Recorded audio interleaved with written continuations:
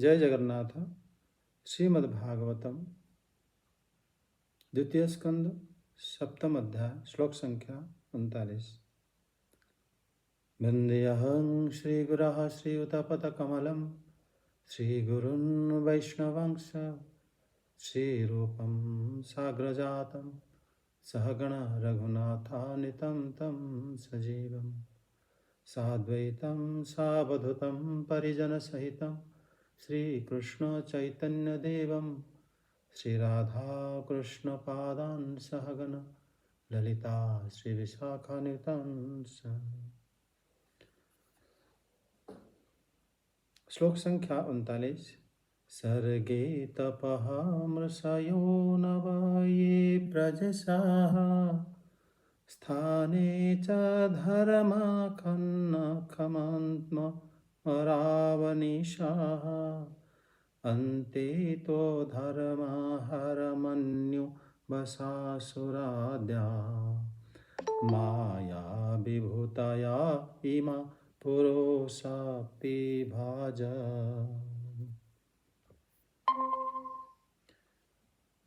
अनेक प्रकार शक्तियों से संपन्न परमात्मा की माया की ये विभूतियां आविर्भूत होती है।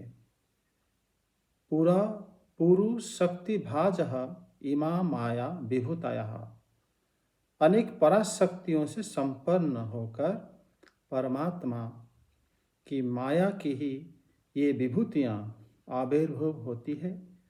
ये सृष्टि काल के समय तपस्या रूप में ऋषिगण और नव प्रजापतियों के रूप में आविर्भूत होती है। स्थिति काल में धर्म, यज्ञ, मनु, देवता और राजा के रूप में आविर्भूत होती है। और संहार के समय ये अधर्म, शंकर जी, क्रोधावसा नामक सर्प तथा दैत्यों के रूप में आविर्भूत होती है। तो यहाँ पर श्री ब्रह्मा जी श्री नारद जी को बता रहे हैं कि भगवान कैसे अनेक अलग अलग रूपों में ही अवतीर्ण होकर सृष्टि की स्थिति और प्रलय और प्रकट्य या कह सकते हो सृष्टि, ये सब भगवान करते हैं। इस श्लोक में एक और बात है, इसमें ये बताया जाता है कि जब सृष्टि प्रलय होता है उसी समय बताते हैं कि अन्ते तो अधर्म हरम न्यूबसा सुराद्याः भवन्ति। भगवान स्वयं जब अंत समय में वो अधर्म के रूप में और मतलब उनकी माया शक्ति अधर्म के रूप में और हरम भगवान शिव जी के रूप में क्रोधवसा नामक सर्प और दैत्य के रूप में आविर्भूत होते हैं। एवं जब सृष्टि होता है उसी समय सृष्टि में आते हैं कि तपस्या के रूप में भगवान सृष्टि कराते हैं। हरे कृष्ण। तपस्या के रूप में भगवान सृष्टि कराते हैं और ऋषिगण भी सृष्टि होते हैं और प्रजापति के रूप में आविर्भूत होते हैं। और स्थिति के काल में अगर सृष्टि रहता है, ठहराव जब आता है सृष्टि में, तो धर्म, यज्ञ और मनु, देवता, राजा, ये सब क्या ना सृष्टि को स्थिति के रूप में रखते हैं सृष्टि। उसके बाद जब संहार होता है उसी समय अधर्म पहले आता है एवं क्रोधवसा नामक सर्प एवं दैत्य ये सब आविर्भूत होते हैं। हम लोग अधर्म के बारे में चतुर्थ स्कंद में पिछले बार हम लोग पढ़े थे। उसी समय जब श्री ब्रह्मा जी श्री मैत्रेय जी वर्णन करे थे कि अधर्म की जो वो भी पृष्ठभाग से जात हुए थे अधर्म, और उनकी पत्नी थी मृषा, मिथ्या और अधर्म और निरुति। उन लोगों को संतान, वो निसंतान थे। निरुति होते अलक्ष्मी, जो उनके पास लक्ष्मी नहीं होती, वो उल्टा होता है, वो क्या करते हैं ना, उनको संतान के रूप में ग्रहण कर लेते हैं। तब ये जो अधर्म और मिथ्या, उनके संतान होते हैं दंभ और माया। उनको मतलब अलक्ष्मी जो है अपनी संतान के रूप में ले लेते हैं। फिर दंभ और माया से लोभ और शठ। शठ होता है जो ठगता है लोगों को, वो स्त्री भाव है। लोभ उनके पुरुष भाव है। और उसमें जो उनके संतान होते हैं क्रोध और हिंसा। क्रोध होता है उनकी पति और पत्नी होती है हिंसा। और उनके पुत्र, उनके जो संतान होते हैं कली और दुरुक्ति। दुरुक्ति को गाली बोलते हैं। कली और दुरुक्ति ये दोनों पति पत्नी हैं, वो भी अधर्म के वंश में आते हैं। भय, उन्हीं के संतान होते हैं भय और मृत्यु। ये भी मतलब भय और मृत्यु ये भी अधर्म के वंशज में आते हैं। उसके बाद यातना और नरक, ये भी मतलब अधर्म के वंश में आते हैं। ये सब तीव्र वेदना देते हैं। और ये अधर्म जैसे ही प्रवेश करता है, ये समझ लेना चाहिए कि उसका प्रलय समय आ गया है। और प्रलय जो है, प्रलय के लिए ही ये अधर्म आता है। ये इसमें श्री ब्रह्मा जी बता रहे हैं, अगर कोई तपस्या कर रहा है इसका मतलब सृष्टि हो रहा है। अगर वो धर्म को मान रहा है इसका मतलब वो अभी नष्ट नहीं होगा, वो अभी रहेगा। अर्थात स्थिति की समय में धर्म होता है, यज्ञ होता है, और ये सब होता है स्थिति का धर्म। उसके बाद कहते हैं कि इस सब के रूप में श्री भगवान मतलब स्वयं ही जो सृष्टि समय आता है वो मतलब श्री ब्रह्मा जी के रूप में आविर्भाव होते हैं। और स्थिति के समय में श्री विष्णु के रूप में, अर्थात धर्म के रूप में, मनु के रूप में इस प्रकार आविर्भाव होते हैं। और संहार के समय रुद्र के रूप में आविर्भाव होते हैं। उसके आगे श्लोक में बताते हैं कि अपनी प्रतिभा के बल से पृथ्वी के सारे अगर धूलि कणों को अगर हम गिन सकते हैं, लेकिन भगवान की संपूर्ण लीला को गिन पाना असंभव है। भगवान त्रिविक्रम अवतार में जब त्रिलोक को नाप रहे थे, उस समय उनके जो अदम्य वेग के कारण जब ब्रह्मांड कांपने लगा था, भगवान ने अपनी शक्ति के द्वारा ही उसको स्थिर किया था।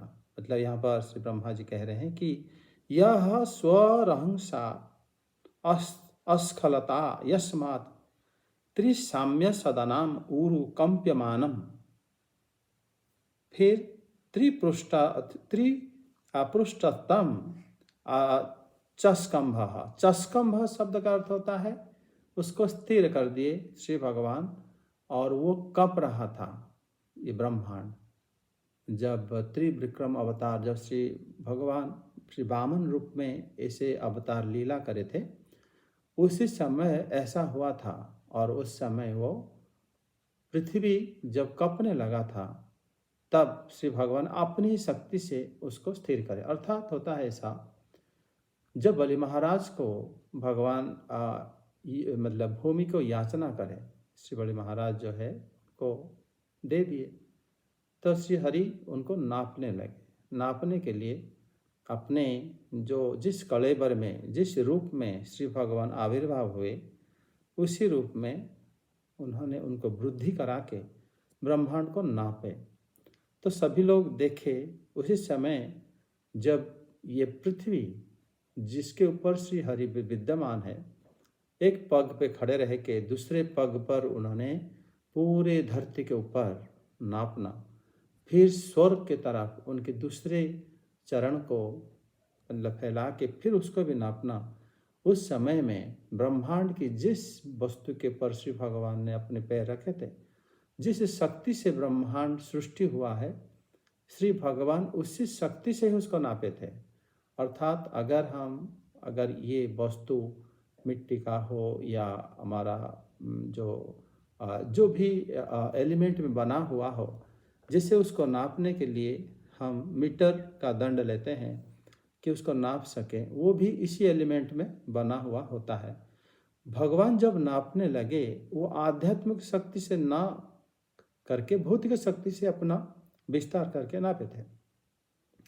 उस समय जब भौतिक शक्ति को विस्तार कर दिए, क्योंकि वो इच्छामय है और सारी शक्ति उनकी अधीन है, जैसे उन्होंने इच्छा करे उतना ही शक्ति और वृद्धि हुआ उसको नापने के लिए। लेकिन पृथ्वी जिस तरह बनी है, ये ब्रह्मांड, ये एक अनएक्सपेक्टेड भगवान के स्वरूप हो जाने से वो खुद संभाल नहीं पाई और वो कांपने लगी। पृथ्वी के ऊपर हिमालय है, सुमेरु पर्वत है, इत्यादि जो पर्वत जिनका भार जितना है उतना है, पृथ्वी उन्हीं के हिसाब से बनी है। लेकिन श्री हरि इस प्रकार करेंगे कि एक जन पूरे ब्रह्मांड को नापेंगे, तभी पृथ्वी जो है कांपने लगी थी। और भगवान फिर क्या करे, अपने वही शक्ति के माध्यम से पृथ्वी को और शक्ति प्रदान करके फिर उसको स्थिर कर दिए। ये मतलब यहाँ पर श्री ब्रह्मा जी बता रहे हैं, ऐसे समझना होगा कि श्री भगवान ही इस सृष्टि का मतलब मालिक होने से, या सृष्टि उन्हीं से ही, वो उनके कारण होने से वो ऐसे कर पाए। इस श्लोक से भी श्री भगवान यहाँ मतलब ये सारे सृष्टि के प्रभु है, इससे ये पता चलता है। वो अपनी शक्ति से स्थिर करे थे भगवान। उसके बाद श्लोक 41 में बताते हैं, माया रूपी शक्ति से संपन्न श्री भगवान के संपूर्ण गुणों का अंत हम नहीं जान सकते। माया बलस्य पुरुषस्य अंतम अहम न विदामि। ये पिछले श्लोक में भी श्री ब्रह्मा जी वही बताए थे कि यह कवि पार्थिवानि राजंसी अपि विमनो विमान तादृशः अपि कथमः नु विष्णु वीर्य गणानाम अर्हति। कोई कवि पार्थिवानि राजांसी, सब सारे धूल कण को ही, अपि विमान तादृशः अपि, हो सकता है कि वो गिन ले या वो बता सके कितने हैं, और वो कवि होना चाहिए। कवि मतलब निश्चित रूप से कोई ज्ञानी होगा। लेकिन कथमः नु विष्णु हो वीर्य गणानाम अर्हति, किंतु श्री विष्णु की जो लीला है, उनकी जो शक्ति है, उसको संपूर्ण पे गणना करना किसी के लिए भी संभव नहीं है। आज ये बता रहे हैं कि इसी श्लोक में कि माया बलस्य पुरुषस्य अंतम अहम न विदामि, भगवान की गुणों की अंत हम नहीं जानते।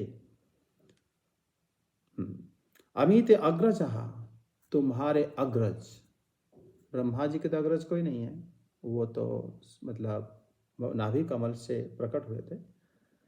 ये कह रहे हैं अमित अग्रज, श्री नारद के अग्रज हैं, क्योंकि श्री नारद जी को सुना रहे हैं, इसीलिए श्री नारद जी के अग्रज हो गए। श्री सनक, श्री सनातन, श्री सनंदन, श्री सनत कुमार। कह रहे अग्रज भी नहीं जानते। मुनयो अपि न, मतलब महर्षिगण भी नहीं जानते। ये अपरितय कृतः, फिर दूसरों की बात हम क्या कह सकते हैं। कहते हैं कि दश शताननः आदिदेवः शेषः। दश शतानन मतलब जिनके सहस्र फण है, आदि देव शेषः, जो कि भगवान शेष देव, गायन अपि अस्य गुणान अनु अधुनापि पारंग न समवयसी। आज तक, जब श्री ब्रह्मा जी जब बात कर रहे थे तब तक वो कह रहे हैं कि आज तक भी उन्होंने उन गुणों का अंत नहीं जान सके। श्री आदिदेव श्री शेष जी भगवान के ऐसे गुणगान करते हुए मतलब आज तक अंत नहीं लगा पाए। और मतलब आप और आपके अग्रज और महर्षिगण और हम भी उनको सही रूप से उनके गण मतलब गुणों को नहीं जानते। अगर नहीं जानते हैं, ये भी एक गुण है कि भगवान को कोई जान नहीं सकता। इसीलिए यहाँ पर श्री ब्रह्मा जी यहाँ पर बताते हैं कि भगवान को ये लोग हम लोग नहीं जानते। तो नहीं जानना भी एक प्रकार के भगवान की दिव्य गुण में आता है। उसके बाद बताते हैं श्लोक 42 में कि जिन जीवों पर वो दया करते हैं, ऐसां यदिं स एव भगवान अनंतः दययेत्।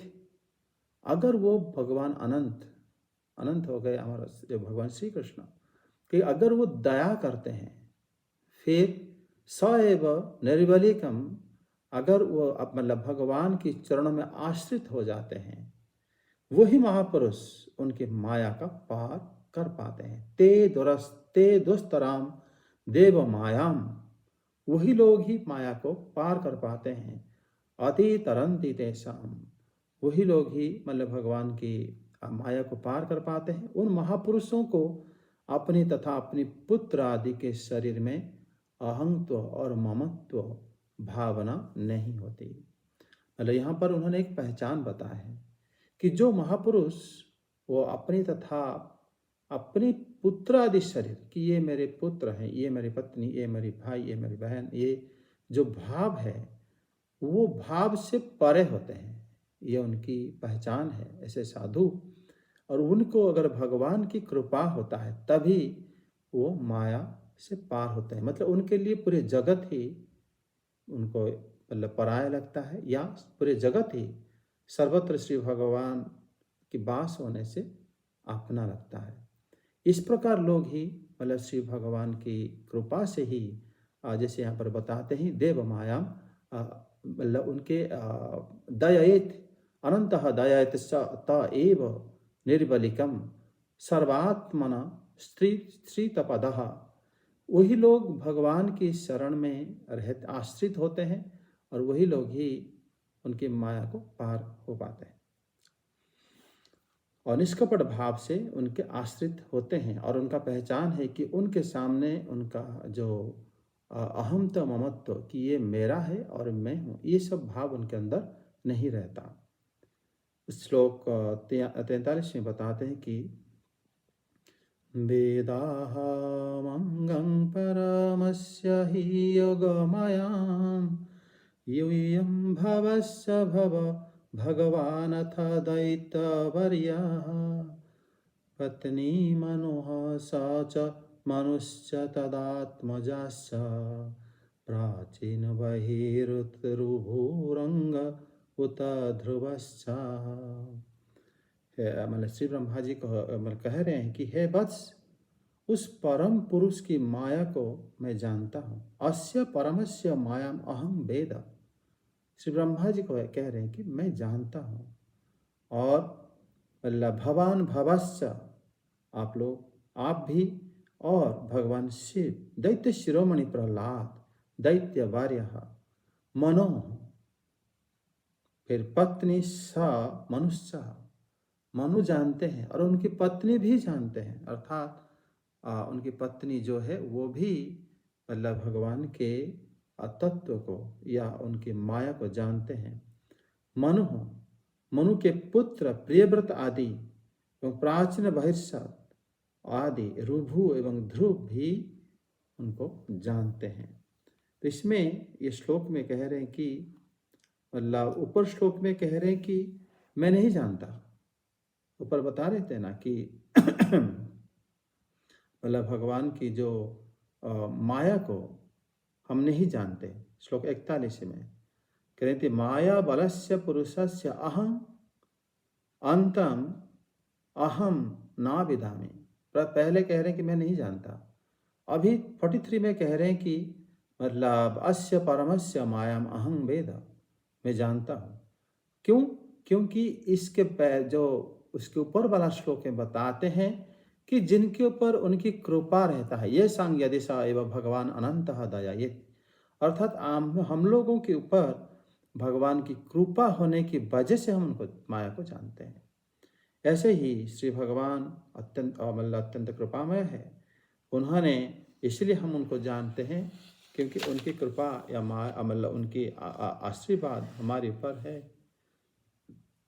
उसके आगे बताते हैं कि इसके अतिरिक्त इक्ष्वाकु, पुरुरवा, मुचुकुंद, जनक, गाधी, रघु, अम्बरीश, सगर, गाया, यदाति, मानधाता, अलर्क, शतधन्व, अनु, रंतिदेव, भीष्म, बलि, अमृता राय, दिलीप, सौभरी, ओतांग, शिबी, देवल, पिपलाद, सारस्वत, उद्धव, पराशर, भूरिसेन तथा श्री विभीषण, हनुमान, शुकदेव, अर्जुन, अष्टिसेन, विदुर और श्रुतदेव भी जानते हैं।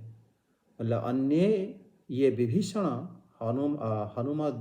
हनुमदुपेन्द्र दत्तपार्थिष्टिशेन विदुरः श्रुतदेववर्याः। तो इठी मतलब इस जगह में भगवान को जो जानते हैं और बहुत भक्त जानते हैं।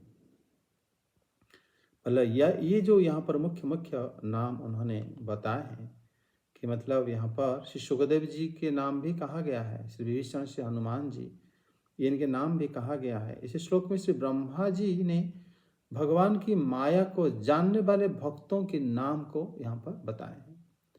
मतलब भगवान की माया को जानने वाले भक्त अर्थात भगवान की कृपा किन किन के ऊपर है, उन्हीं लोगों के नाम। इसमें एक और बात भी है, जब श्री ब्रह्मा जी और श्री नारद इस संबंध में बात कर रहे थे, उस समय श्री सुखदेव गोस्वामी आविर्भाव हुए भी नहीं थे, और श्री उद्धव इत्यादि, क्योंकि उसी समय श्री भगवान की अवतार भी श्री कृष्ण के अवतार नहीं हुआ था। तब भी वो भक्त जो है भगवान के नित्य होने से ये भक्तों के नाम उन्होंने पहले ले लिए थे। उसके बाद यदि अद्भुत पद विनाश करने वाले श्री भगवान के भक्तों के समान स्वभाव बनाने की शिक्षा प्राप्त स्त्री शूद्र हूण सबर आदि के जीवों में, यहाँ तक पशु पक्षी भी भगवान की माया को जानकर उसके पार कर जाते हैं, तो फिर वेदज्ञ ब्राह्मण है, इस विषय में कहना ही क्या है।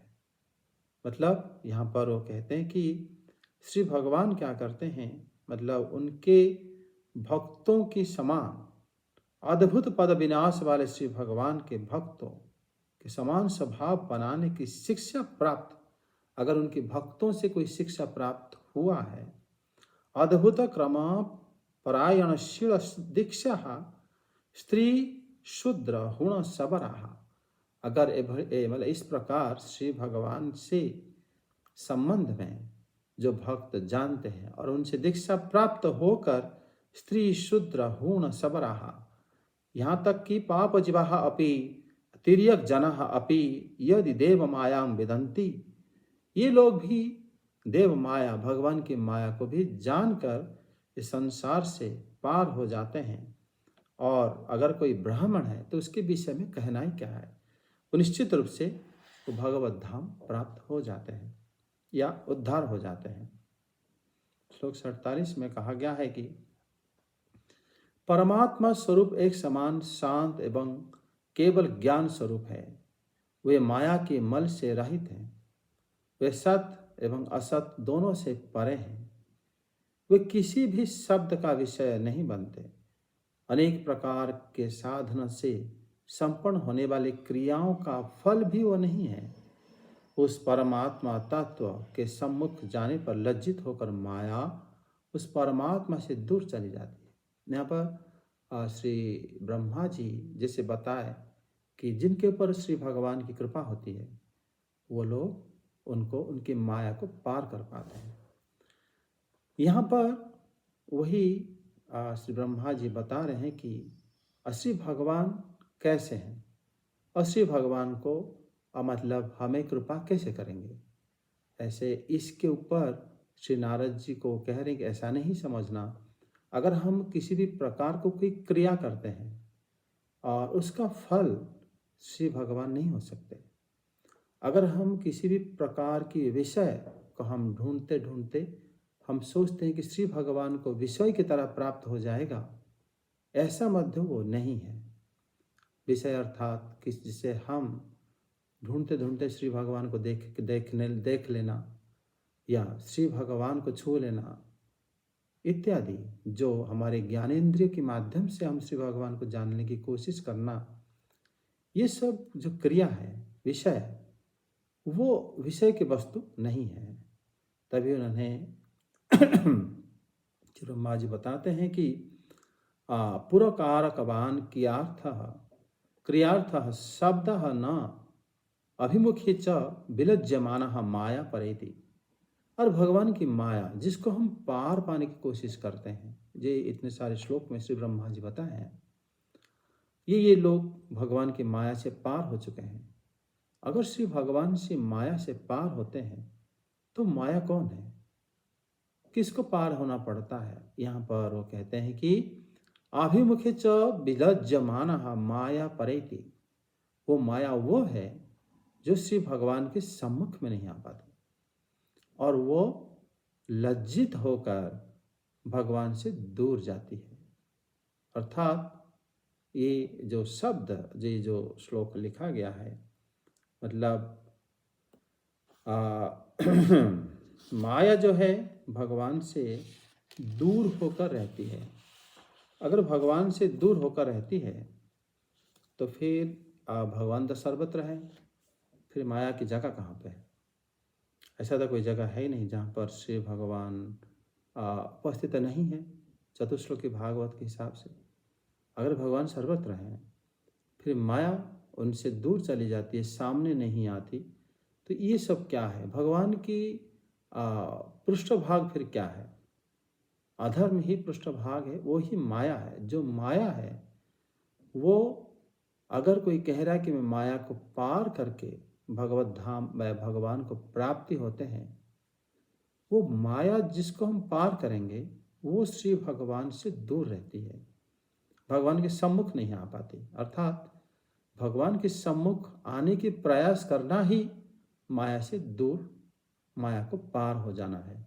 क्योंकि माया है, कहाँ है, कैसी है, वो अगर हम विचार करते हैं, अर्थात हम माया में रह कर ही विचार कर सकते हैं कि माया यहाँ पर है। लेकिन यदि आप श्री भगवान को सर्वत्र जान लेते हैं कि भगवान सर्वत्र है, फिर माया आपके पास रहेगा ही नहीं, क्योंकि भगवान सर्वत्र है तो माया के लिए जगह ही नहीं है। लेकिन जो भगवान सर्वत्र है करके नहीं जानते तो वो माया में ही रहते हैं। ये एक माया ही है, एक भ्रम ही है ये, क्योंकि वास्तव अर्थ में तो भगवान सर्वत्र है ही, लेकिन जो जान नहीं पाता इसीलिए उसको कहा जाए कि वो माया में रहता है। आगे कहा जाता है श्लोक 48 में, तद्वै पादं भगवतः परमस्य पुंसो ब्रह्मेति तद्विदुरजस्रमुखं विशोकम् मध्यं नियम्य यतयो यमकतिर्हतिं जहो स्वराडिव निपतानाख्यनित्रमिद्रम्। इस श्लोक में बताते हैं कि इस परम पुरुष का वही परम पद है जिसे मुनिजन अजस्र सुख विशोक ब्रह्म रूप से जानते हैं, जिसमें यतिजन अपने सहचरी मन को नियंत्रित करके भेद रहित होने के कारण ज्ञान के साधन का उसी तरह परित्याग कर देते हैं जिस तरह वे स्वयं मेघ रूप होने के कारण इंद्र रूप खोदने के लिए अपने साथ कुदाल नहीं रखते। मतलब जैसे इंद्र जी मतलब कुआं नहीं खोदते, क्योंकि वो मेघ जो है उनके पास रहते हैं हमेशा, पानी के लिए कुआं नहीं खोदते। और उसी प्रकार अस्य पुंसः, पुरुष लोग क्या करते हैं? अस्य पुंसः शब्द का अर्थ होता है पुरुष स्त्री सब लोग, जो लोग श्री भगवान को पाने के लिए प्रयास करते हैं, वही परम पद वो मुनिजन भगवान को अजस्र सुखम विशोकम ब्रह्मेति विदुः, वो जानते हैं कि ब्रह्म अजस्र सुख प्रदान करता है। ब्रह्म की अगर कोई व्याख्या है तो वो है जो सुख देता है, अजस्र सुख, जिस सुख की तुलना किसी के साथ नहीं किया जा सकता। विशोक, शोक जो हमारा हरण कर लेते हैं, और ब्रह्मरूप तरह मुनिजन ऐसे ही जानते हैं भगवान को। और फिर बताते हैं कि फिर क्या यस्मिन यतिजन क्या करते हैं? तो अपनी मन को नियंत्रण करते, नियम्य यम अकर्त हेतिं, वो लोग क्या करते हैं? मन को नियम करके ज्ञान के साधन का उसी तरह परित्याग कर देते हैं। इसका मतलब है पहले वो साधन करते हैं लेकिन उसको त्याग भी कर देते हैं। जैसे भगवत गीता में हमारा चल रहा था निष्काम कर्म एवं कर्म संन्यास। मतलब यहाँ पर बताया जाता है कि पहले यस्मिन यतयः सध्यम नियम्य यम अकर्त हेतिं निपान। वो क्या करते हैं, जैसे अगर हम ऊपर को जाना चाहते हैं, हम सीढ़ी लेके चढ़ जाते हैं, लेकिन जैसे हम पहुंच जाते हैं फिर सीढ़ी की कोई आवश्यकता नहीं होती। उसी प्रकार जैसे हम लोग साधन भजन करते हैं, जैसे हम उनको जान लेते हैं, समझ लेते हैं, फिर वो क्रिया, अगर कोई क्रिया कर रहा होगा, वो क्रिया को वो त्याग देते हैं। त्याग कर केवल अजस्र सुख का अनुभव करते हैं एवं अनुभव करते हुए विशोक हो जाते हैं। किसी भी प्रकार की शोक उनको व्याप्त नहीं कर पाता। जिस प्रकार इंद्र देवता पानी के लिए कुदाल नहीं रखते, उसी प्रकार यतिजन सन्यासीगण वो भगवान ब्रह्म को पाने के लिए कोई कर्म नहीं करते। वो श्री भगवान को पहले करते हैं, उसको फिर त्याग भी दे देते हैं। श्लोक 49 में बताया गया है कि अपने स्वभाव के अनुसार मनुष्य द्वारा किए गए शुभ कर्म का फल वही परमात्मा ही देते हैं, यह प्रसिद्ध है। यदि अगर मान लो आपको कुछ फल मिला है, फल शब्द का अर्थ होता है जिसके चाह रहा होगा मन में, फिर आपको प्राप्त हुआ होगा। आपने इच्छा करा था, जिससे आपको प्राप्त हो गया, उसके बाद आपको अच्छा लगा या दुख लगा, ये दोनों ही आपका ही उपज है और इसको ही कर्म फल कहते हैं और इसको परमात्मा देते हैं। यतः स भगवान अस्य भाव स्वभाव विहितस्य सतः श्रेयसाम अपि विभुः। हमारी स्वभाव के अनुसार हमें भगवान फल देते हैं। हमारे स्वभाव के अनुसार ही हम जन्म लेते हैं। हमें जो पिता माता मिलते हैं, हमारे जो आस पड़ोस मिलते हैं, हमारे सब कुछ हमारे स्वभाव के अनुसार हमें प्राप्त होता है। उसी से हमें सुख मिल सकता है, दुख भी मिल सकता है। ये दोनों ही कौन देते हैं? परमात्मा देते हैं। इति प्रसिद्ध, ब्रह्मा जी कह रहे हैं यही प्रसिद्ध है। सो धातु हो विगमे अनु विशर्यमाणे देहे तत्र व्यमः इव अजः पुरुषः यथा न विषीयते तथा। जो ये प्रसिद्ध है कि मनुष्य जो कार्य करता है, शुभ हो या अशुभ हो, उसका फल परमात्मा देते हैं। यह उसी तरह होता है जिस तरह धातुओं से शरीर का निर्माण होता है। उन धातुओं के विनिष्ट हो जाने से शरीर विनिष्ट हो जाता है, किंतु शरीर में विद्यमान आकाश नष्ट नहीं होता। उसी तरह शरीर के भीतर विद्यमान अजन्मा आत्मा नष्ट नहीं होता।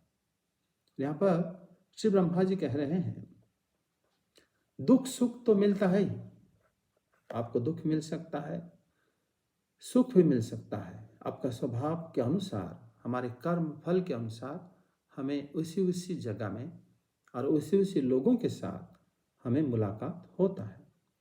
लेकिन इसके मतलब किसी को दुख मिल रहा होगा, वो तो कहेगा ये कोई बात हुई कि भगवान मुझे हमेशा दुख देंगे। लेकिन यहाँ पर श्री ब्रह्मा जी कह रहे हैं कि इसमें दुख करने वाली बात नहीं है। क्यों? वो कह रहे हैं कि स्वधातु विगमे अनु विशीर्यमाणे देह तत्र व्योमः इव अजः। जैसे हमारे शरीर पंचभूत से बना है, जैसे पंचभूत में व्यतिक्रम होता है या धातु से व्यतिक्रम होता है, शरीर नष्ट हो जाता है। शरीर नष्ट होने पर भी शरीर के अंदर जो आकाश था वो नष्ट नहीं होता। वो आकाश, ये बाहर जो आकाश है उसके साथ मिल जाता है। अर्थात आपके शरीर एक जगह घेर रहा था, वो जगह जो घेर रहा है उसके अंदर खाली जगह है। जिससे आप मतलब शरीर नष्ट हो जाता है, वो आकाश बाहर आकाश के साथ मिल जाता है। उसी प्रकार अगर आपको सुख मिले या दुख मिले, सुख या दुख का अंत भी हो सकता है, लेकिन आपका अंत नहीं होगा। आप अजय हो, आकाश की तरह आप अजय हो, आप हमेशा रहोगे। और आप पर मतलब आपका जो आत्मा है, ये परमात्मा की स्वरूप अंश है। इसीलिए ये हमेशा रहता है। ये भाव आना ही, ये भाव अगर आपके पास आ जाता है, तब फिर आपको ये जो कहा जाता है कि स्वभाव के अनुसार मनुष्य को सुख और दुख मिलता है, वो भी सुख दुख आपको नहीं सता सकते, क्योंकि आप उसका कारण, आपका स्वरूप पता चल गया। आप जान लिया कि मेरा जो शरीर है, ये शरीर जैसे चला जाता है, फिर भी मैं विद्यमान रहता हूँ आकाश की तरह। इसलिए ये जो दुख और सुख है, ये भी क्षणिक है, बाह्यता है। ये जब चला जाएगा, तब भी मैं उपस्थित रहूँगा और मुझे कभी भी वो दुख सता नहीं पाएगा। श्लोक 50 में कहते हैं कि सोऽयं ते अभिहितास्तात भगवान्युस्वभावनः समासेन हरिर्नान्यदन्यस्मात्मा दशच्चयत्। हे नारद, संपूर्ण जगत के सृष्टा भगवान का वर्णन मैंने आपके समक्ष में संक्षेप में कहा है। हे तातः सह अयम विश्व भामन भगवान ते समासेन अभिहितः। मैं आपके सामने संक्षेप में कहा है, यह कार्य कारण रूप विश्व जगत श्री हरि से भिन्न नहीं है, किंतु इस जगत का कारण होने से कारण श्री हरि उससे भिन्न है। यहाँ पर श्री ब्रह्मा जी अचिंत भेदाभेद तत्व श्री नारद जी को बता दिए। सत असच्च हरे है, ये जो जगत है ये भगवान से भिन्न नहीं है, लेकिन फिर भी भगवान इसके कारण होने से अन्यतः स अन्यस्मात्, वो इससे भिन्न है। मतलब कार्य और कारण, कारण और कार्य दोनों अभिन्न भी है, भिन्न भी है। पहले कह रहे हैं कि ये जगत मतलब श्री भगवान मतलब जगत से अभिन्न है क्योंकि भगवान द्रव्य स्वरूप भी है। सारे द्रव्य जो है उनके शक्ति का प्रकाश है, और शक्ति और शक्तिमान दोनों अभेद है, इसीलिए उनसे भगवान और जगत बराबर है। लेकिन ये जगत इस तरह बना क्यों, इसका कारण कौन है? कारण भगवान है। अगर कारण है तो ये सब अलग मध्य इससे अलग भी है। अगर अलग नहीं होगे तो फिर वो इसका कारण कैसे हो सकते हैं? इसीलिए यहाँ पर श्री ब्रह्मा जी श्री नारद जी को ये समझा दिए कि भगवान ये जगत के हैं भी या नहीं भी अर्थात ये इसका कारण होने से बाहर रहते हैं, और स्वयं कार्य स्वरूपा होने से ब्रह्मांड के अंदर भी रहते हैं। तो इस प्रकार तत्व को उन्होंने बताया है। तो उसके बाद श्लोक 51 में कह रहे हैं, इदं भगवतं नाम यन्मे भगवतेदिदं संग्रहो अयं विभूतीनां त्वमेतद्यो विपुलीकुरु। वो कह रहे हैं कि एतत् त्वं विपुलीकुरु, आप इसको विपुली करो। विपुल मतलब ज्यादा करके बताओ। और मैंने आपको कैसे कहा, भागवता यन में उदितं तदितं भागवतम नाम, माने मैं जिस प्रकार आपको उपदेश दिया, जो जो उपदेश दिया, इसको भागवत कहते हैं। ब्रह्मा जी कह रहे हैं, भगवता यन में उदितं तदिदं भागवतम नाम अयं विभूतीनां संग्रह। मैंने सिर्फ विभूति को संग्रह करा है, संक्षिप्त रूप में संग्रह करा है। एतत् त्वं विपुलिं करो, आप इसको विस्तार करो, विस्तार करके प्रचार करो। इसलिए परम गुरुदेव कहते हैं कि भागवतम की टीका के कभी अंत नहीं होता। कितने भी उसके ऊपर मतलब जो महात्मा उसके ऊपर टीका लिखते हैं, फिर भी वो खत्म नहीं होता। और उसके ऊपर और, क्योंकि ये खुद विस्तार होता है। क्योंकि ब्रह्मा जी इस जगह में बोले हैं, श्री भगवान के बारे में जितना भी बोलो वो विभूति हो जाता है, कम होता है, क्योंकि श्री कारण मतलब क्योंकि श्री भगवान अनंत है। और आगे बताते हैं कि यथा हरौ भगवती नृणां भक्तिर्भविष्यति सर्वात्मन्यखिलाधारे इति संकल्प्य वर्णया। मायं वर्णयतो अमस्य ईश्वरस्यानुमोदितः शृण्वतः सधया नित्यं मायात्मानमिहति। कह रहे हैं कि यथा सर्वात्मनि, जिस प्रकार श्री हरि में लोगों की भक्ति हो, इस तरह से मन में विचार करके तुम इसका वर्णन करो। मतलब श्री ब्रह्मा जी को भी ये उपदेश देना पड़ा कि यथा सर्वात्मनि अखिल धार हरौ नृणांग भक्ति ही भविष्यति। जैसे लोगों के मन में भक्ति जागृत हो, उसी प्रकार श्री कृष्ण कथा कहनी चाहिए। भक्ति जागृत हो, लोगों के मन में उनके प्रति बहुत आग्रह सृष्टि हो कि हे वत्स, अब उसी प्रकार इति संकल्प्य वर्ण, यहाँ इस प्रकार संकल्प करो, इस प्रकार मन में विचार करके उनके बारे में बताओ।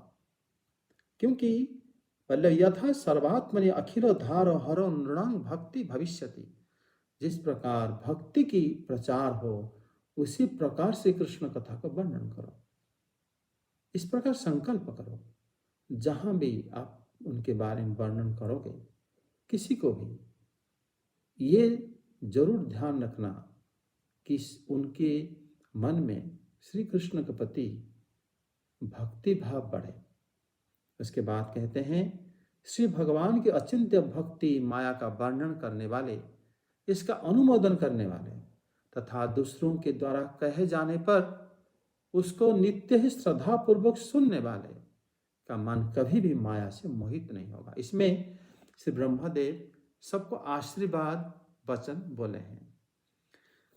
कह रहे हैं कि अमस्य मायांग वर्णयतः, जो श्री भगवान की माया कैसे कार्य करती है और श्री भगवान की भक्ति कैसे किया जाता है, कि श्री भगवान की अचिंत्य भक्ति और माया का वर्णयतः ईश्वरस्य अनुमोदयतः, इस प्रकार भगवान की अगर कोई वर्णन करता है और फिर जो अनुमोदन करता है, वर्णन तो नहीं कर पाया, कम से कम हृदय से कह रहा अच्छा वहां पर वर्णन हो रहा है, चलो मेरे तरफ से तो मैं चाहता हूं कि हो। इस प्रकार विचार अगर किसके पास मन में आ जाता है कि हाँ उनको ऐसे ही भगवान के बारे में चर्चा हो, ये हम चाहते हैं, खाली अनुमोदन कर लिया। नित्यं श्रद्धया शृण्वतः, जो उसको श्रद्धा में सुनता है और नित्य हमेशा सुनने की इच्छा रखता है, आत्मा माया या नमई हंति, वो कभी भी भगवान की माया द्वारा मोहित होगे नहीं। मतलब यहाँ पर श्री ब्रह्मा जी का जो आशीर्वाद है, मतलब भगवान की लीला का विस्तार रूप से वर्णन करने से क्या लाभ है मिलेगा। उत्तर में ब्रह्मा जी कह रहे हैं कि आप लोग सब लोग भगवान के बारे में वर्णन करो। वर्णन करते समय ये ध्यान रखो कि भक्ति में वृद्धि होना चाहिए। आपका वर्णन ऐसे होना चाहिए कि उसमें उस जिसको सुना रहे हो उसके मन में उनके प्रति भाव हो। तो फिर इसमें क्या होगा मिलेगा, तो उसके लिए कहते हैं कि माया न मिहंती, फिर वो व्यक्ति जन भगवान की माया से मोहित नहीं होंगे। माया मोहित ना होने का मतलब होता है वो निश्चित रूप से भगवत धाम को प्राप्त होंगे। जय जगन्नाथ। यह अध्याय संपूर्ण हो गया और नेक्स्ट हम 8वां अध्याय अध्ययन करेंगे। कोई क्वेश्चन है तो डिस्कस कर लो।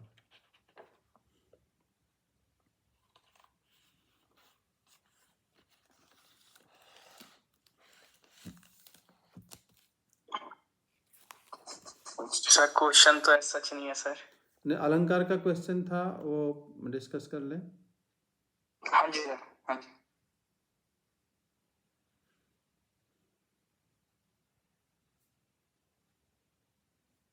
वेदांत क्वेश्चन है तुम्हारा, वो क्या क्वेश्चन प्रश्न पूछा था तुमने उस टाइम?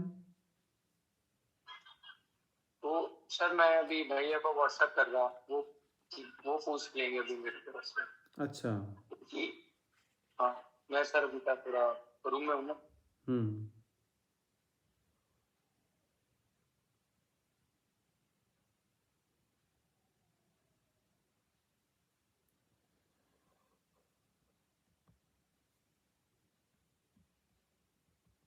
सर इतने जितने दूसरा क्वेश्चन पूछा सर वो डिस्कस कर लो, जितने वो भेज रहा है मेरे को। हाँ बोलो।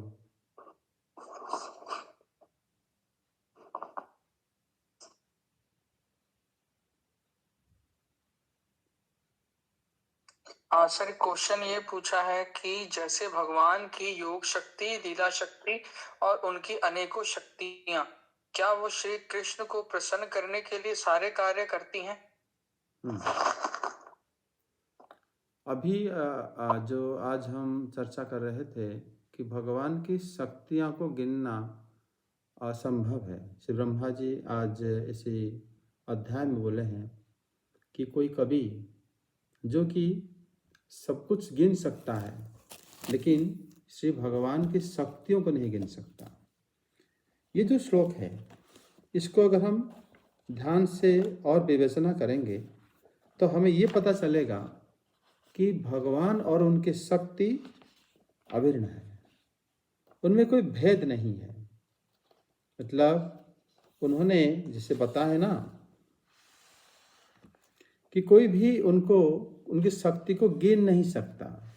यह कभी ही पार्थिवानी रजंसी अपि विमान तादृशः अपि कथमहान नु विष्णु वीर्य गणानाम अर्हति।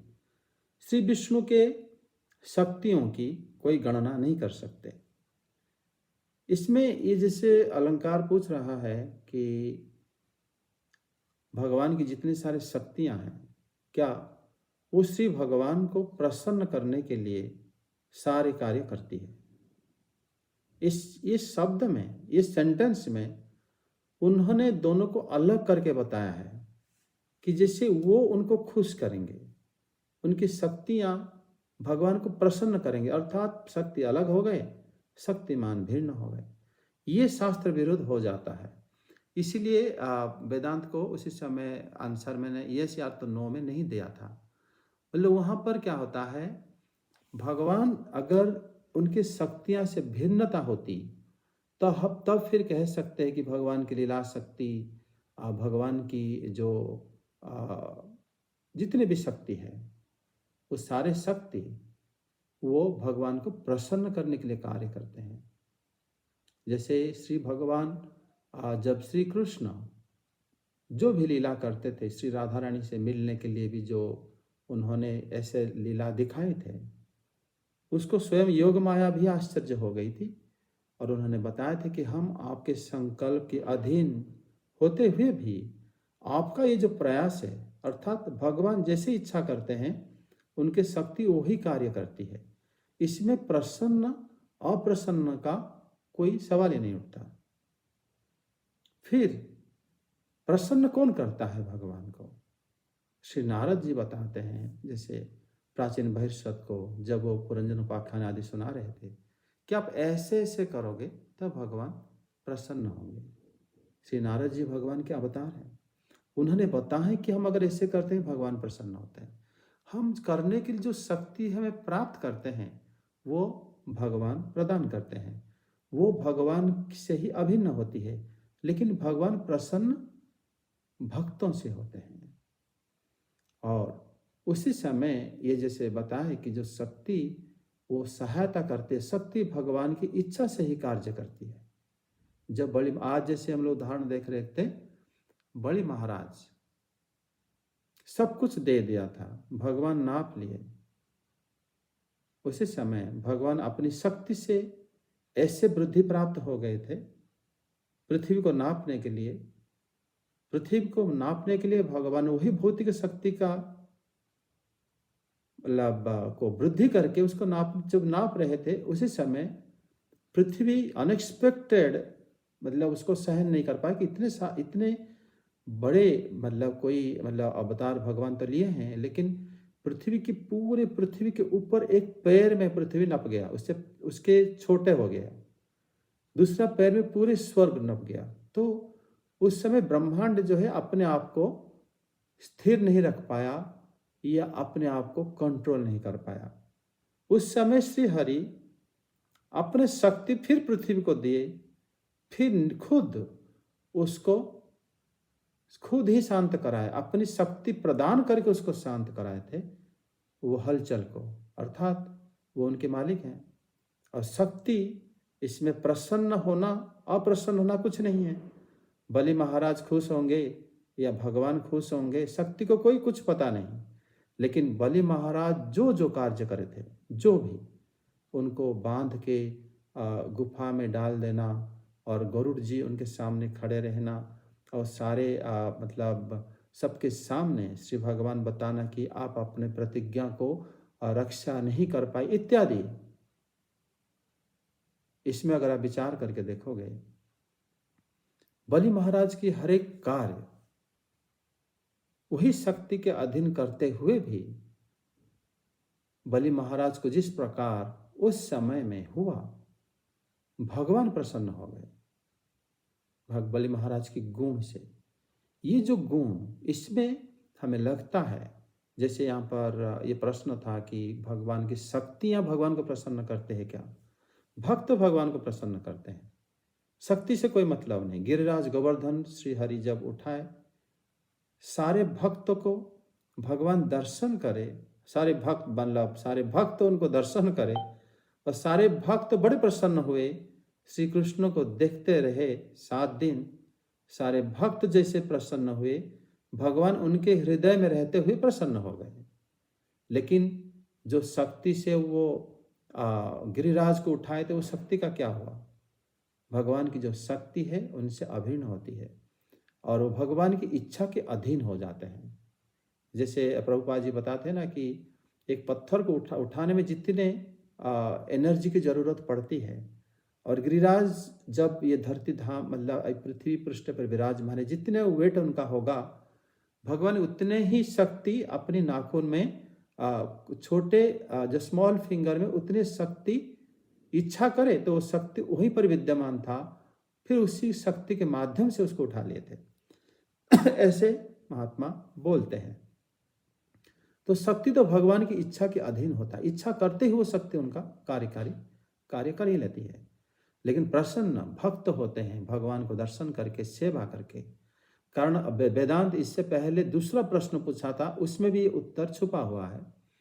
उन्होंने पूछा था कि अगर वैकुंठ लोक में सारे कुछ है भक्तों को प्रसन्न करने के लिए, फिर वहां कल्प वृक्ष का क्या काम है? कल्प वृक्ष जो कि डिजायर ट्री, हमारी कामना को पूर्ति करता है। क्योंकि सारे भक्तों की भगवान के प्रति जो इच्छा है, सेवा भाव, वो पृथक होता है। कोई भक्त उनको फूल की श्रृंगार करने में मतलब उनको आनंद प्राप्त होता है, कोई भगवान के लिए व्यंजन बनाने में, कोई श्री भगवान को चंदन लगाने में, कोई श्री भगवान को मतलब वहाँ बिठा के पंखा करने में, श्री भगवान को अन्य अन्य प्रकार की जो सेवा भाव भक्तों के अंदर रहता है, वो भाव को पूरा करने के लिए अगर हम कहेंगे कि आप जो जो लिस्ट बताओ हम देने के लिए तैयार हैं, तो वही है कल्प वृक्ष। भक्त जैसे ही इच्छा करते हैं तो कल्प वृक्ष उन्हीं को वही इच्छा पूरी करती है। तभी वो उसी अपनी इच्छित सामान से श्री कृष्ण की सेवा करते हैं। इसीलिए वहां पर कल्प वृक्ष की आवश्यकता है। ये सब जब होता है, इसमें आनंद जो है भक्तों को आनंद लगता है, क्योंकि वो भगवान को इस माध्यम से सेवा करते करते आनंदित होता है। और उनका आनंद ही, जैसे आज मतलब ब्रह्मा जी ने बताया है कि भक्त लोग जो है श्री भगवान को मानते हैं कि वो हमें बहुत सुख प्रदान करते हैं, और इसीलिए भक्त लोग उनको क्या करते हैं ना, सेवा करते हैं। तो इसी प्रकार अगर भक्त लोगों की मतलब महिमा है, तो इसी में सुख वास्तव में भक्तों को ही प्राप्त होता है। और जैसे ही भक्तों को प्राप्त होता है और श्री भगवान उनके हृदय में रहने से ही श्री भगवान भी उतना आनंद उनको प्राप्त होता है। तो इस प्रकार वेदांत द्वारा उत्तर शायद प्राप्त हो गया होगा, क्योंकि यहाँ पर ब्रह्मा जी 48 श्लोक में कहते हैं कि अस्य पुंसः दैत्यः परमं पदम यत् मुनयः अजस्र सुखम विशकम ब्रह्मेति विदुः। श्री ब्रह्मा जी को कह रहे हैं कि मतलब आपके भक्त आपको वर्णन करते हैं कि आप अजस्र सुख, बहुत इन्फानाइट सुख प्रदान करते हो। इसका मतलब वो सुख जो है प्राप्त भक्त को होता है। इससे ये अर्थ होता है, और इसी से ही अभिशोक भक्त भी विशोक हो जाता है। किसी भी प्रकार के शोक उनको हृदय को नहीं ग्रास कर पाता। समझ में आ गया? अविनाश, इसके ऊपर और कोई कमेंट्स रखना चाहते हो तो रख सकते हो।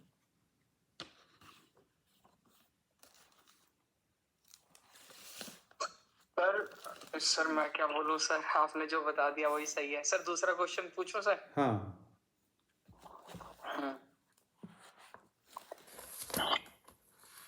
सर नेक्स्ट क्वेश्चन है सर कि आपने भगवत गीता क्लास में बताया था कि तपस्या और योग पवित्र नहीं बनाता बल्कि ज्ञान पवित्र बनाता है। तो सर तपस्या और योग कैसे पवित्र नहीं बनाता, ये बताइए। और तपस्या और योग से भी हम अपने आप को आत्मा जानते हैं, और आत्मा तो नित्य शुद्ध भगवान का अंश है, तो फिर तपस्या और योग कैसे पवित्र नहीं बनाता? तो ये जो श्लोक है, आज भी इसी श्लोक का उत्तर श्री ब्रह्मा जी ने दिए हैं कि उसी श्लोक में कि जब भगवान के भक्त जानते हैं कि भगवान अजस्र सुखम विशकम ब्रह्मेति विदुः, वो जानते हैं कि भगवान हमें बहुत सुख प्रदान करते हैं।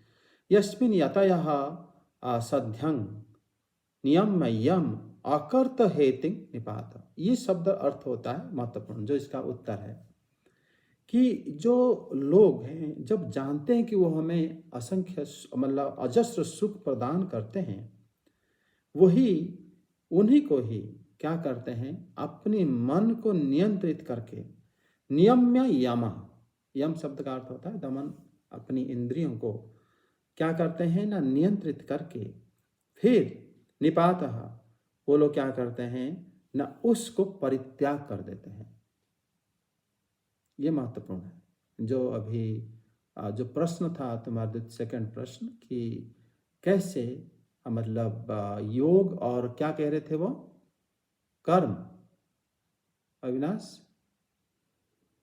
सर तपस्या तपस्या तपस्या और योग, ये दोनों जो है जो भक्त भगवान को प्राप्त करना चाहो, जानता है कि उसको प्रदान करने वाले हैं, वो हो सकता है उसको आरंभ करे, लेकिन उसमें वो ठहरता नहीं, उसको छोड़ देता है। उसी प्रकार जैसे हम कोई मान लो हमें कहीं ऊपर जाने के लिए सीढ़ी की सहायता लेते हैं, लेकिन ऊपर पहुंचने के बाद सीढ़ी का कोई कार्य नहीं। अगर सीढ़ी को आप रखते हो, फिर आप सीढ़ी के माध्यम से नीचे आने के भी चांसेस रहेगा, इसलिए सीढ़ी को हटा दो तो फिर आने का कोई जो चांस था वो भी चला जाएगा। ये भी एक कारण है। दूसरा, श्री ब्रह्मा जी आज भी जब बताए थे कि तपस्या के माध्यम से ही भगवान क्या करते हैं ना, सृष्टि कराते हैं, ठीक है। और जैसे श्लोक संख्या 39 में पुरुषक्ति भाज इमा माया विभूतः सर्गे तपः अहम ऋषयः ये च नव अप्रजेशा, ये जगह में कहा गया है कि भगवान क्या करते हैं, सृष्टि काल में तपस्या आदि रूप में सृष्टि को करते हैं। अर्थात हमें बनाना है, कुछ पाना, मतलब नया चीज मतलब मिलना है, उसके लिए तपस्या किया जाता है। फिर कह रहे हैं उसको ठहराव करने के लिए, रखने के लिए क्या किया जाता है ना, धर्म के आचरण करना पड़ता है। धर्म मतलब तुम अगर धार्मिक, धर्म अर्थात जो नियम बताया गया है वेदों में, उसको मानते रहो, इसका मतलब आप स्थिति में हो, आप पल जाओगे या रह जाओगे। उसके बाद वो कहते हैं जैसे संहार आता है, भवंती अंतेचु अधर्म, अधर्म प्रवेश करता है जब, फिर आपका संहार आ जाता है। तो भगवान ये 3 प्रकार के रूप में, तपस्या के रूप में, धर्म के रूप में, अधर्म के रूप में, अधर्म के वंशज हमारा चतुर्थ, आज पहला समय में बता चुका हूँ, चतुर्थ स्कंद में हम लोग पाठ करेंगे कि अधर्म की पत्नी हो गई मिथ्या, झूठ जो होता है। और अब अधर्म के जो पुत्र थे दंभ और माया, उनको जो है पुत्र करके ले गए अलक्ष्मी, जिनके मतलब कोई भी दिव्य गुण नहीं होता। फिर उनके पुत्र, उनके जो संतान होते हैं वो है लोभ और सठ, लोभ और सठ ये होते हैं। लोभ होता है का अत्यधिक चाहना पर द्रव्य को, सठ होता है ठगने की कोशिश करना। उसके बाद क्रोध और हिंसा उनके संतान है। उसके संतान है कली और दुरुक्ति, दुरुक्ति अर्थात गाली बकना। उसके संतान होता है भय और मृत्यु। ये सारे जो है ये उनका संतान होते हैं तीव्र वेदना अर्थात यातना और नरक। तो ये है अधर्म की पूरे वंशज। अधर्म की वंशज, अधर्म से अगर आ जाता है, आप झूठ बोल रहे हो या आप दम भी दिखा रहे हो या आप लोभी हो या ठगते हो या क्रोधी हो या हिंसा कर रहे हो या आप गाली दे रहे हो या आप कली, जो उसके कली का स्वभाव है द्वितोपानम सुनास्त्रिया, चार अधर्म, उसके साथ धन के प्रति लोभ आना। उसके बाद आता है तीव्र वेदना नरक। ये सब अगर आप मतलब आपके उनके अधीन हो तो फिर आपका विनाश हो जाएगा, आप स्थिति में नहीं रहोगे, आपका संहार हो जाएगा। तो यहाँ पर भी बताया जाता है कि तपस्या के द्वारा सृष्टि होता है। अगर सृष्टि होता है, कोई वस्तु सृष्टि होके रहने के लिए तपस्या की आवश्यकता नहीं पड़ती। योग होता है कर्मयोग, निष्काम कर्म करते हैं ज्ञान प्राप्ति के लिए, बाद में उसको भी कर्म संन्यास में ही पहुंचना पड़ता है। इसीलिए ये सब अगर विचार करके देखेंगे, ये हमें पहले शुरू में आवश्यकता है, लेकिन आगे चल के फिर इनको त्याग दिया जाता है, क्योंकि भक्ति भाव से चलता है और भाव आने के लिए ये सब एक एक सीढ़ी है। समझ में आ गया होगा? तो सर मतलब ये तो वैसा है, मतलब मैं इसको इस प्रकार समझ सकता हूँ सर कि जैसे सर जब सौगरे ऋषि तो थे, जब समुद्र के अंदर तपस्या कर रहे थे, फिर भी उनको हलचल आ गई, या एक ऋषि थे जिनकी आंखें फोड़ दी थी राजकुमारी ने। तो वही मतलब उन दोनों को जब तक भगवत ज्ञान नहीं मिला तो तब तक तपस्या का भी कोई मूल्य नहीं था। तपस्या करने से उनको कोई इच्छा रहता है, तपस्या से, क्योंकि तपस्या सृष्टि होता है, सृष्टि रजोगुण से होता है।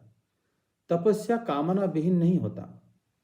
वो कामना जब पूर्ति नहीं हुआ तो दुख होगा, कामना पूर्ति हो गया तो तुम तपस्वी कहलाए।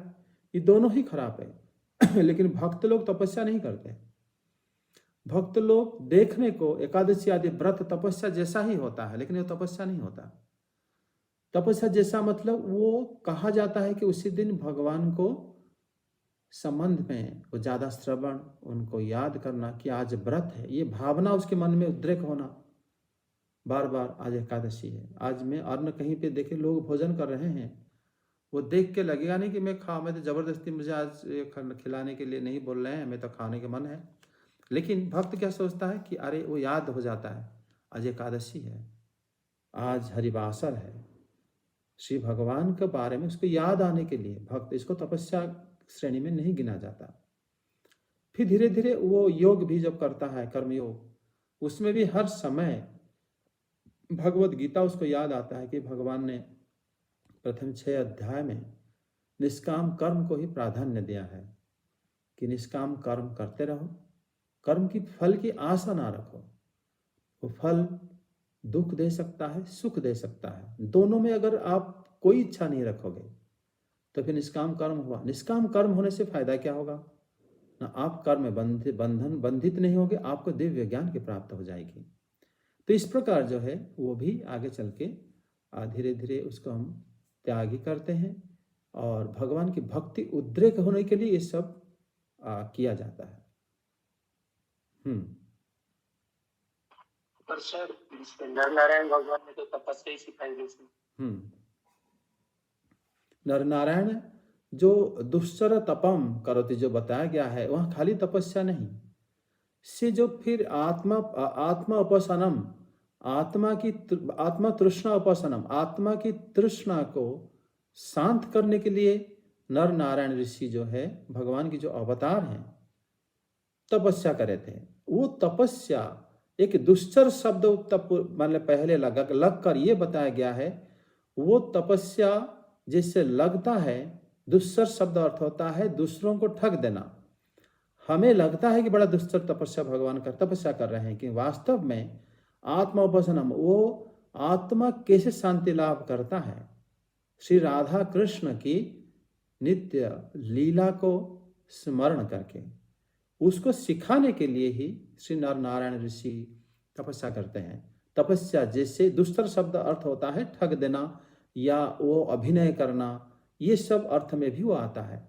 इसलिए नर नारायण ऋषि को हम कहेंगे खाली तपस्या करते हैं, ये भी गलत होगा। कारण हमारे 10वें स्कंद में भागवत में जब वेद स्तुति बताया गया है श्री भगवान की दिव्य लीला के बारे में, वही श्री नर नारायण ऋषि ने ही श्री नारद जी को सुनाए थे।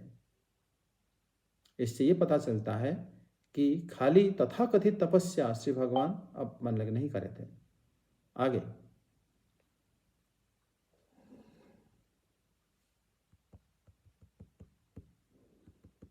वेदांत। बस सर ये क्वेश्चन भेजा था। हाँ। अभी और भेज रहा है सर। अच्छा। हाँ, एक और सर भैया को मैसेज कर दो। ठीक, पूछो। सर अभी रिकॉर्डिंग चल रही है ना सर? हाँ हाँ।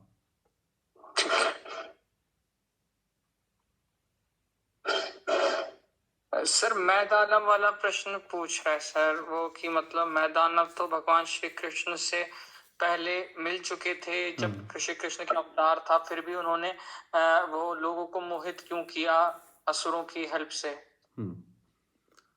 मैदानव जो है भगवान से मिले हैं, और यहाँ पर जो श्री ब्रह्मा जी जो श्लोक शायद पिछले क्लास में मैदानव के बारे में था ना? जी सर, पिछली क्लास में सर आया था सर, वो बुद्ध भगवान के अवतार में सर। हाँ, इसमें जो है श्लोक 37 में है, देव देशां निगमावर्तने निष्ठितानां पूर्भिर्मयेन विहिताभिरदृश्य तुर्भिः। यहाँ पर है पूर्भिमयेन मतलब मयेन निर्मिताभिः, देवदिशां मयेन निर्मिताभिः अदृश्य तुर्भिः। मतलब वो कहते हैं देवताओं के शत्रु सभी वेद मार्ग का सहारा लेकर मय दानव के द्वारा निर्मित मतलब नगरियों से अदृश्य वेग वाले नगरियों में रहकर लोगों का विनाश करने लगेंगे। उस समय भगवान बुद्धि के मोह में डालने वाले अत्यंत लोभ उत्पन्न करने वाले वेश को धारण करके बहुत से पाखंड धर्म उपदेश, ये तो बहुत स्पष्ट लिखा है। मतलब यहाँ पर जो बताया गया है कि मतलब मयेन निर्मिता भी अदृश्य तुर्भि पुर्भि लोकान घाताम अति प्रलोभम मति विमोहम वेश विधाय बहु औपधर्म्यम भाष्यते। इस श्लोक में श्री ब्रह्मा जी बोले हैं कि मय दानव क्या करेंगे ना, वेद मार्ग का सहारा लेकर मय दानव का जो निर्मित नगरी में, जो अदृश्य नगरी जो लोगों को नहीं दिखता, उस जगह में वो रहकर क्या करते हैं, रहकर वो लोगों की बुद्धि को मतलब विनाश करने लगेंगे और लोगों वेदों की सहारा लेकर वेदों को दूषित करने लगेंगे। समझ में आया? और तभी श्री भगवान उपधर्म को स्थापना करेंगे और तभी भगवान ये अवतार भी लेंगे। तो इससे तो स्पष्ट ये पता चलता है कि वो भगवान वो अवतार लेने के लिए ही मैदानव को ही बोले थे। इसलिए इसमें मैदानव का कोई मतलब भगवान की लीला में सहायक बने हैं। और इसमें जो मतलब जो इसमें विक्टिम है या जो कह सकते हो कि जो लोग इसमें आक्रांतित हुए हैं वो मनुष्य लोग, जो लोग वेद की मार्ग को मतलब समझ ना पाके उसमें दूषित करने में सहायता करेंगे। मैदानव सिर्फ अदृश्य रहने में सहायता करा है ताकि देवताओं के शत्रु वो लोग क्या करेंगे, मनुष्य की बुद्धि को भ्रमित डालकर वेदों की सहारा, वेद के अर्थ को समझ ना पाना ही मैदानव की सहायता लिया गया है। आजकल भी आप देखोगे बहुत लोग वेदों को समझ नहीं पाते, भागवतम समझ नहीं पाते, फिर भी मतलब वो किसकी सहायता लेते हैं, मैदानव की सहायता लेते हैं। उसमें पाखंड धर्म की प्रचार होता है और मतलब असली भक्ति जो है सुरक्षित रहता है और असली ग्रंथ हमारा भागवतम की जो श्लोक की जो मतलब जो अर्थ है वो भी सुरक्षित रहता है। तो इसमें मय दानव का कोई दोष तो उल्लेख है ही नहीं। नहीं सर, मेरा एक क्वेश्चन था कि वही दानव को तो जैसे भगवान ने क्षमा कर दिया था इंद्रप्रस्थ के टाइम, फिर भी सर उसने बुरा काम क्यों किया? बुरा किससे करा? यहाँ पर तो लिखा गया है कि मय दानव के द्वारा नरकरी में अदृश्य भाव से रहकर जैसे ही लोगों की बुद्धि को मतलब मोह में डालने के प्रयास करेंगे, मतलब भगवान अवतार लेकर उनको क्या करेंगे ना, पाखंड धर्म के उपदेश करेंगे। तो बताओ इसमें ये जो ब्रह्मा जी से वर्णन करे हैं, इससे ये पता चलता है कि मय दानव सहायता करा है भगवान के बुद्ध अवतार लेने के लिए। इसमें तो मय दानव की कोई दोष भी नहीं है। तो मतलब सर वही दानव बस उनको अदृश्य बनाता था, हाँ बाकी तब वो हाँ, सब कुछ मय करता दानव ने और कुछ नहीं करा। अगर वो नहीं करा होता तो भगवान बुद्ध अवतार कैसे अवतार होते हैं? फिर उसके बाद भगवान शंकराचार्य के रूप में शिव जी आए, उसके बाद भगवान चैतन्य आए, तो ये उसके बाद कल की अवतार आए। मतलब एक कारण से अगर भगवान के अवतार का कोई कारण बन रहा है, वो दोषी कैसे हो सकता है?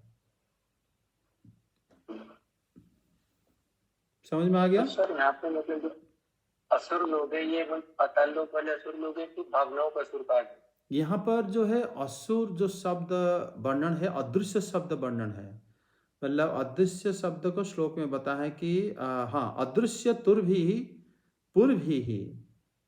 वो लोग क्या करते हैं, अदृश्य नगरी या घर में, अदृश्य जगह में जो हमें नहीं दिखता, वो रहकर वो क्या करते हैं ना, नगर की लोगों को, मतलब हम जो रह रहे हैं, हमें विनाश करने लगेंगे। वेद की दूषित अर्थ से हम विनाश होंगे कि वेद में ये वर्णन करा गया है, इसका अर्थ ये है, ये वर्णन करा गया है, इसका अर्थ ये है। उसी प्रकार भावना में हम प्रलोभित हो जाएंगे। उसमें मय दानव क्या करता है, सिर्फ वो असुरों को आने जाने में मदद करता है, और वो असुर उसी प्रकार बुद्धि को मतलब ग्रसित कर देते हैं। जैसे कभी कभी तुमने देखा होगा, अगर तुम मतलब अपनी दोस्तों में, कॉलेज में, बाहर किसी भी तरह रास्ते में अचानक दो लोग मिल जाएंगे और एक लोग उनको गलत रास्ता में जाने के लिए उपदेश देकर समझा बुझा के चला जाएगा, और लोग उससे सुनकर गलत मार्ग में चले जाते हैं। ऐसा देखा होगा। उसी समय समझ लेना कि मय दानव की नगरी में वो जो असुर आया और चला गया, पता भी नहीं चला, और वो आके इसकी मति भ्रम कर दिया, और वो मति भ्रम से दूसरे व्यक्ति को उपदेश दे दिया, और वो व्यक्ति क्या करा, जाके गलत काम करके आ गया। तो इस प्रकार जो है, जो क्रिया होता है, और उसी की वजह से इस भगवान बुद्ध का अवतार हुआ, कारण से उसी समय लोग यज्ञ के माने बहाने वो पशुबद्ध करते थे। तभी जयदेव गोस्वामी वो गान करे थे। भी तो पशु श्रेष्ठा की मम्मी बता सकते हैं वो जो श्लोक है। केशव वृता बुद्ध शरीर जय जगदीश है। तो सर वो एक्चुअली असुर सर असुर भावनाएं हैं, बुरी भावनाओं का असुर कहा जा सकता है सर? हाँ हाँ, ये बुरी भावना है। वो भावना फिर थोड़ी देर के लिए आता है, फिर चला भी जाता है, किसी को ग्रसित कर देता है, फिर वो ग्रसित होकर फिर वो उसी समय फिर उनको छोड़ के भी चला जाता है। भावना आता है जब, उसी समय हाँ हमारे माइंड जो है ऐसे हो जाता है, फिर हम ग्रसित होके फिर वहाँ चले जाते हैं। उससे मतलब एक मंगल कार्य भी होता है, उस आदमी का नहीं, लेकिन उस समय मंगल कार्य होता है कि भगवान इसीलिए ये अवतार लिए थे। और भगवान बुद्ध अवतार आने के लिए क्या कारण हो सकता था, आप लोग विचार करके देखो। जब यज्ञ की बहाने पशुबद्ध हुआ तो भगवान बुद्ध अवतार लिए। अगर ये नहीं होता तो भगवान बुद्ध अवतार नहीं लिए होते। भगवान बुद्ध अगर अवतार नहीं लिए होते तो भगवान शंकराचार्य आकर वेद की मार्ग को, पहले वेद को मना कर दिए, फिर वेद को मानने के लिए एक मायाबद्ध धर्म प्रचार करे, भगवान को छुपा दिए शंकराचार्य। तो उसके बाद फिर उसी का अर्थ को प्रकाश करने के लिए वेदों का फिर श्री रामानुजाचार्य, श्री वल्लभाचार्य, श्री निम्बार्क स्वामी, श्री विष्णु स्वामी, श्री हमारे जो माधवाचार्य, ये सब आचार्य आए। फिर भी वेद की तत्व बड़ा गूढ़ होने से ये संपूर्ण नहीं समझ पाए थे। तभी भगवान चैतन्य आने का एक पृष्ठभूमि बन गया कि वो आएंगे, तब जाके इसका अर्थ जो है परिस्फुटित हो जाएगा। तो ये सब लीला के पीछे अगर आप देखो, कहीं ना कहीं ये एक सहायता रूप में करे थे। और इसीलिए इस प्रकार समझोगे तभी श्री भागवतम के श्लोक का अर्थ समझ में आ जाएगा। हो गया सर? तो हम सर जो डिसीजेस है सर, बीमारियां हैं सर, वो भी सर फिर राक्षस असुर है सर? प्रत्येक जो हमारे अंदर जो बीमारी आती है वो हमारे कर्म के फल के रूप में आते हैं। और वो अगर हम अपने आप को कर्म की कर्ता मानते हैं तो हम बीमार हैं। अगर आप भक्ति द्वारा भगवत के शरण में चले जाओगे फिर आपको कोई बीमारी ग्रसित नहीं कर सकता। आपके प्रारब्ध जब तक समाप्त नहीं होता, आप अगर बिना खाए पिए भी रहोगे तब भी शरीर आपका नष्ट नहीं होगा। ऐसे उदाहरण हमारे पुराण में देखा जाता है। दत्तात्रेय जी एकादश स्कंद में भी वो बताए हैं। तो इसलिए हमारे जो बीमारी आता है वो सारे माया ही है और कुछ नहीं। जितने दिन हम अपने आप को शरीर मानते रहेंगे, ये सुख दुख और मान अपमान, स्वस्थ अस्वस्थ, ये सब चलता रहता है। समझ में आ गया? नहीं सर, जैसे मतलब बुरी भावनाओं को असुर बताया गया है, वैसे क्या बीमारियों को भी असुर बताया जा सकता है क्या सर? बुरी भावना जो है हमारे अंदर जो टेम्पररीली आके चला जाता है, वो निश्चित रूप से हमें भ्रमित करने के लिए असुर लोग आके, या देवता नहीं होते, असुर लोग आके भ्रमित करके जाते हैं ताकि उसके जरिए हम कुछ गलत कदम उठाएं। तो वो हमारे विनाश के कारण बन जाते हैं। क्योंकि हम देखें अभी कि अधर्म को जो मतलब सहारा ले लेता है वो विनाश की ओर चलता है। लेकिन ये सारा माया है। उसी प्रकार जैसे तुम कह रहे हो कि हम बीमार रहना भी एक असुर है। बीमार रहना असुर क्यों हो सकता है? जब आपके असुर का काम है आपकी मति विभ्रम करना। बीमार तो उसका फल है। अगर आप मति विभ्रम रहेगा, आप क्या खा रहे हो, क्या कह रहे हो, कहाँ जा रहे हो, कुछ पता नहीं, तो उसका फल स्वरूप आप बीमार हो जाते हो। तो परोक्ष भाव से वो उसके कारण हो जाते हैं। लेकिन ये सब माइक होने से अगर आप दिव्य ज्ञान की अधीन आ जाते हो, भागवत श्रवण करते हो, भगवान के पवित्र नाम संकीर्तन करते हो, गुरु मंत्र जाप करते हो, फिर ये प्रकार की माया से आप उद्धार हो सकते हो। ठीक है सर। हरे कृष्ण। ठीक है, हरे कृष्ण सर। श्री कृष्ण हरे कृष्ण। श्री कृष्ण गोविंद हरे मुरारे, हे नाथ नारायण वासुदेव। श्री कृष्ण गोविंद हरे मुरारे, हे नाथ नारायण वासुदेव। हरे कृष्ण कृष्ण कृष्ण हरे हरे, हरे राम राम राम हरे हरे। हरे कृष्ण कृष्ण कृष्ण हरे हरे, हरे राम राम राम हरे हरे। हरे कृष्ण कृष्ण कृष्ण हरे हरे, हरे राम राम राम हरे हरे।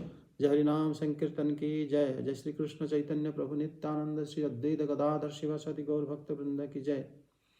जय श्री बलदेव, जय श्री सुभद्रा, जय श्री जगन्नाथ, जय सुदर्शन देव की जय। ग्रंथराज श्रीमद् भागवतम की जय। वृंदावन धाम की जय। सभी भक्त वृंद की जय। जय जय श्री राधे श्याम।